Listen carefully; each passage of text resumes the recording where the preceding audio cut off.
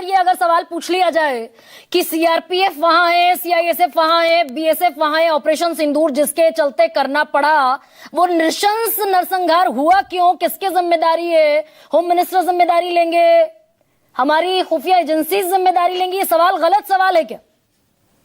नहीं, ये आज संसद में उसका जवाब मिला क्या?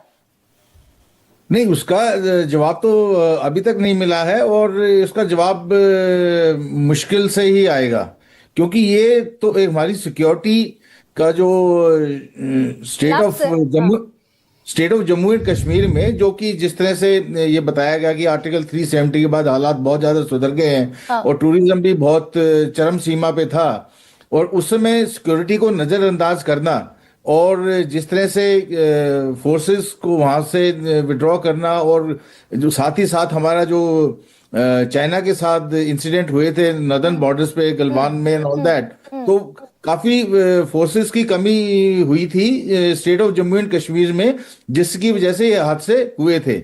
और इस सब चीज को कि ये सोच के भी माहौल अच्छा है, टूरिस्ट आ रहे हैं, इकोनॉमी जेएंडके की इंप्रूव कर रही है, और सिक्योरिटी को किस वजह से नजरअंदाज किया गया, क्या उसके अंदर कमियां थी, इस पे जरूर गौर किया जाना चाहिए। भाई ये सच, अगर सच बता ही रही थी सरकार सदन के भीतर, तो ये सच सामने आना चाहिए था क्या? क्या इसे भी साहस के साथ स्वीकार करना चाहिए था कि यस वी लैग्ड? नहीं, डेफिनेटली ये तो जग जाहिर है कि सिक्योरिटी लैप्स था। एक ऐसा टूरिस्ट डेस्टिनेशन जो कि बड़ा पॉपुलर टूरिस्ट डेस्टिनेशन है, और उसके ऊपर सिक्योरिटी का कोई भी बंदोबस्त नहीं था, और उसकी जो उसके बाद भी जो रिएक्शन हुए हमारे, उसमें टाइम लगा, क्योंकि वो जगह मुश्किल है, वहां पे जाने में, पैदल जाने में घंटे लग जाते हैं। एक घंटा लगा बाकायदा सैनिकों को, आर्मी को भी पहुंचने में। नहीं, वो बात मैं आपकी बिल्कुल जायज है कि इसका भी जिम्मेवारी बनती है कि ये इंटेलिजेंस लैब्स था और साथ साथ एक सिक्योरिटी लैब्स भी था। लेकिन इसके साथ साथ ये भी बताना चाहूंगा कि ये सिर्फ फौज की जिम्मेवारी नहीं है, क्योंकि फौज हर जगह चप्पे चप्पे पे फौज नहीं हो सकती। उसके लिए असेसमेंट होती है, कौन कौन से एरिया ज्यादा वल्नरेबल होते हैं, वहां पे ज्यादा सुरक्षा प्रदान की जाती है। जैसा कि इस इंसिडेंट के बाद हुआ, बहुत से जो टूरिस्ट के जो जगह थी उनको बंद कर दिया गया।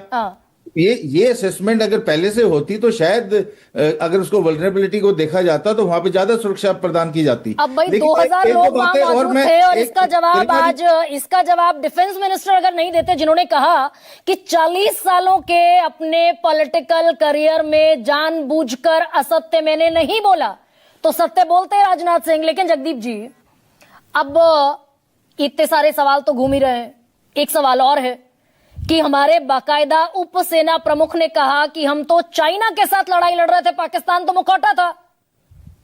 तो ये भी विदेश नीति का भी, कि ये विदेश नीति के लिहाज से कैसा है कि भाई हमारे चारों तरफ फ्रंट खुल गए, पाकिस्तान था ही, बांग्लादेश की स्थिति हम देख ही रहे हैं, चाइना और खड़ा हो गया सीधे सीधे पाकिस्तान के खिलाफ, पाकिस्तान के साथ। चाइना तो है ही है, और चाइना के साथ साथ एक देश ने जिसने आगे बढ़कर इसमें पाकिस्तान का साथ दिया था, वो था टर्की। उसका भी कोई जिक्र नहीं है कहीं पे भी। उसने ज्यादा ड्रोन्स पाकिस्तान को सप्लाई किए थे, और जितनी भी आर्मामेंट्स पाकिस्तान को सप्लाई हुए हैं वो सब चाइना के हैं, जिससे हमारा नुकसान हुआ है। और मैं भी नुकसान की जो बात करता हूं ना, मैं आपका ध्यान दिलाना चाहता हूं, अभी 2 दिन पहले हमने कारगिल विजय दिवस मनाया है। कारगिल विजय दिवस में भी हमारे जहाज गिरे थे, एक मी 17 गिरा था, एक मिग 21 गिरा था, एक मिग 27 गिरा था। ये सब जग जाहिर है, और उसमें तो हमारे देश के अंदर हमारी टेरिटरी पे कब्जा किया था। ये एक आतंकवाद था। लेकिन उसके बाद भी जब ये कारगिल की विजय के बाद, जो कि घोषित विजय है, उस घोषित विजय के बाद भी एक कारगिल रिव्यू कमेटी बनाई गई थी, जिसमें कि सबसे उस समय देश के सबसे top level security expert mister Subramaniam ने उसको हेड किया था, और उस कमेटी से हमने लेसन्स लिए थे। और ऐसे ही उन लेसन्स की बात ऑपरेशन सिंदूर में भी होनी चाहिए। और सर ये भी होना चाहिए क्या, ये भी होना चाहिए कि चाइना को लेकर जब हमारे पास हमारे सेना के ऑफिसर अगर ये बात कह रहे हैं, तो चाइना के खिलाफ भी एक प्रस्ताव संसद में आना चाहिए, भाई बोला जाना चाहिए चाइना पर भी। देखो अभी ये कूटनीति की बात है, और क्या हमारे रिलेशंस अभी चाइना के साथ थोड़े से इम्प्रूव हो रहे हैं। हाँ। लेकिन ये तो कहते हैं ना, दो तरह की बातें होगी। एक तरफ तो अभी हम चाइना से उनके फॉरेन मिनिस्टर भी आ रहे हैं, अभी स्पेशल रिप्रेजेंटेटिव ग्रुप की भी उनकी जो मीटिंग भी शेड्यूल है आगे। एक तरफ तो हम अपना बॉर्डर डिस्प्यूट सेव कर रहे हैं, और दूसरी तरफ इस बात को क्यों नजरअंदाज कर रहे हैं कि चाइना का पूरा सपोर्ट मिला था ऑपरेशन सिंदूर के अंदर पाकिस्तान को, और चाइना की तरफ से पूरी एश्योरेंस है हाँ। कि जब भी पाकिस्तान और चाइना इंडिया के अंदर कोई भी बात होगी तो चाइना उसकी खुल के मदद करेगा। अब रक्षा मंत्री कहते हैं कि भाई शेर मेंढक से थोड़ी लड़ेगा, करना चाहिए। रक्षा मंत्री ने आज सदन में कहा कि भारतीय फौज शेर है, और शेर मेंढक से लड़ता हुआ अच्छा नहीं लगता, शोभा नहीं देता। तो शेर मेंढक से न लड़े, पाकिस्तान से न लड़े, चाइना को और अमेरिका को जवाब दे दे। बहुत छोटा सा जवाब जगदीप जी।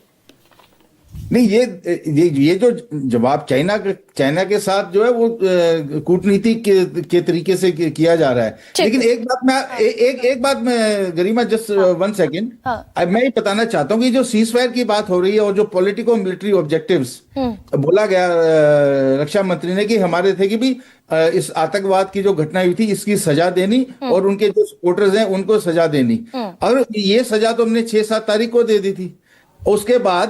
उसके बाद उन्होंने कुछ हमले की कोशिश की हमारे एयर बेसिस पे, उसका हमने तगड़ा जवाब दिया, और 9-10 की रात को हमने उसके 12 एयर बेसिस बर्बाद कर दिए। अब सवाल एक उठता है कि भाई हमारा जो अभी जो पॉलिटिको मिलिट्री ऑब्जेक्टिव बताया गया था कि सिर्फ आतंकवादी ठिकानों को गिराना, उनको मारना, आतंकवादियों को मारना, सिर्फ ये पॉलिटिको मिलिट्री ऑब्जेक्टिव तो हमारा 10 तारीख को अचीव हो गया था, पूरा हो गया था। तो फिर हमने 2 दिन और खींचा। फिर 2 दिन क्यों खींचा? ठीक है, अब सुप्रिया जी, यही ऑब्जेक्टिव था, तो हमें ठीक है, लेट मी प्रोसीड। सुप्रिया,